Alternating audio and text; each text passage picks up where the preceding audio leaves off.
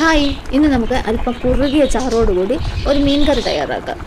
അതിനായിട്ട് ഇന്ന് എനിക്ക് കിട്ടിയിരിക്കുന്നത് ചൂരമീനാണ്. അതിൻ്റെ സ്കിന്നെല്ലാം കളഞ്ഞ് കഴുകി വൃത്തിയാക്കി എടുത്ത മീനാണ് ഇത്.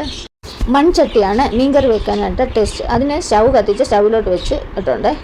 ഇനി ഇത് കണ്ട് കുറച്ച് കുടംപുളിയാണ്. അത് നമുക്ക് കഴുകി എടുത്തിട്ട് കുറച്ച് വെള്ളം ഒഴിച്ച് ഉപ്പും ഇട്ടിട്ട് ഇതിനകത്ത് പുളി ഇറങ്ങാനായിട്ട് മാറ്റി വയ്ക്കുക. ഇനി നമ്മുടെ ചട്ടി ചൂടായി വന്നു. നമുക്ക് വെളിച്ചെണ്ണ ഒഴിച്ചു കൊടുക്കാം. വെളിച്ചെണ്ണ ചൂടാകുമ്പോൾ ഉലുവ ഇട്ട് കൊടുക്കാം.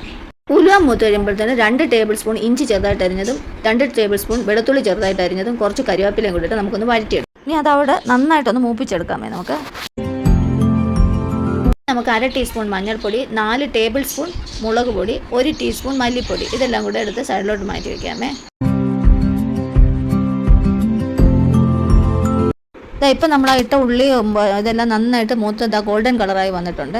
ഇനി നമുക്കതിനകത്തോട്ട് നമ്മൾ എടുത്ത് വെച്ചിരുന്ന മുളക് പൊടികൾ, മല്ലിപ്പൊടിയും മഞ്ഞൾപ്പൊടിയും കൂടെ ഇട്ട് നന്നായിട്ട് വഴറ്റിയെടുക്കുക. ഒരു രീതിയാണെങ്കിൽ മീൻ കറിക്ക് നന്നായി വെളിച്ചെണ്ണ വേണം.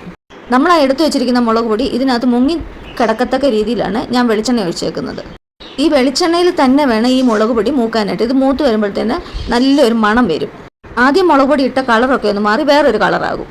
ഇനി നമ്മൾ ആ പുളിയും ഉപ്പും വെള്ളവും എല്ലാം കൂടെ എടുത്ത് വെച്ചില്ലേ, അതങ്ങോട്ട് കലക്കി ഒഴിച്ചു കൊടുക്കുക. ആ പുളിവെള്ളം ഒഴിച്ചപ്പോഴത്തേന് ഈ മുളക് പൊടിയുടെ ആദ്യം മുപ്പിച്ച ആ കളറേ മാറി. കണ്ടോ, ആ മുളക് പൊടിയൊക്കെ ഒന്ന് വീർത്തും വന്നിട്ടുണ്ട്, കുതിർന്ന് വീർത്ത് വന്നിട്ടുണ്ട്. ഇനി അതിനകത്തിട്ട് നമ്മൾ ആ പുളിവെള്ളം ഒഴിച്ചത് ഈ മുളക് പൊടിക്കകത്ത് കുതിർന്ന് അതങ്ങ് പറ്റിപ്പോകും. ആ സ്റ്റേജ് വരെ നമ്മൾ ഇത് ഇളക്കിക്കൊണ്ടിരിക്കണം കേട്ടോ. അത് ഞാൻ ഒഴിച്ച വെള്ളം എല്ലാം പറ്റി വന്നിട്ടുണ്ട്. ഇനി നമുക്ക് ചാറിന് ആവശ്യമായി പച്ചവെള്ളം ഒഴിച്ചു കൊടുക്കാം. ഇത് ഞാൻ ഇത്രയും വെള്ളം ഒഴിച്ച് ഇത്രയും ചാറാക്കി എടുത്തിട്ടുണ്ട്. ഇനി നമ്മളത് അടച്ചു വെച്ച് നല്ല തീ കൊടുത്തൊന്ന് വെട്ടി തിളക്കട്ടെ. അതിനുശേഷം നമുക്ക് തുറന്ന് നോക്കിയിട്ട് മീൻ കഷ്ണങ്ങളെല്ലാം പെറുക്കിയിടാം.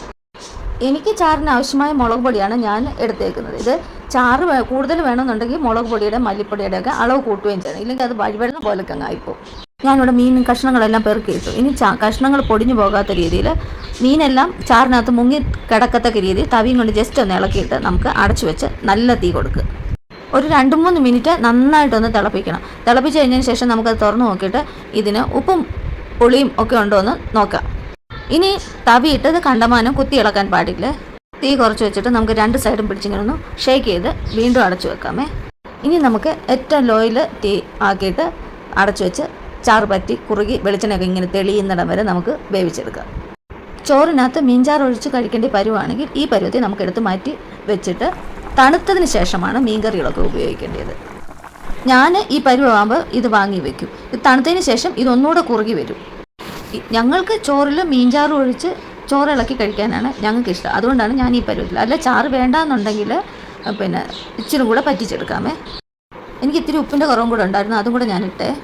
ഇത് വാങ്ങി വെക്കുന്നതിന് മുമ്പ് ഞാൻ അതിനകത്തോട്ട് ഒരു 1/4 ടീസ്പൂൺ ഉലുവാപ്പൊടിയും കൂടെ ഒന്ന് വിതറി ഇട്ടാണ് വാങ്ങി വെക്കുന്നത്. ഇത് ഞാൻ ഇന്ന് കറി വെച്ചിട്ട് നാളെ എടുക്കത്തുള്ളൂ. അങ്ങനെയാണ് മീൻ കറിക്ക് ടേസ്റ്റ് ഉള്ളൂ. അപ്പോൾ നമ്മുടെ കുറുകിയ ചാറോട് കൂടിയുള്ള മീൻ കറി തയ്യാറായി. എല്ലാവരും തയ്യാറാക്കി നോക്കി അഭിപ്രായങ്ങളൊക്കെ പറയണേ. അപ്പോൾ ഇത്രയേ ഉള്ളൂ ഇന്നത്തെ വീഡിയോ. പുതിയ വീഡിയോയുമായി വീണ്ടും കാണുന്നത് വരെ ബൈ.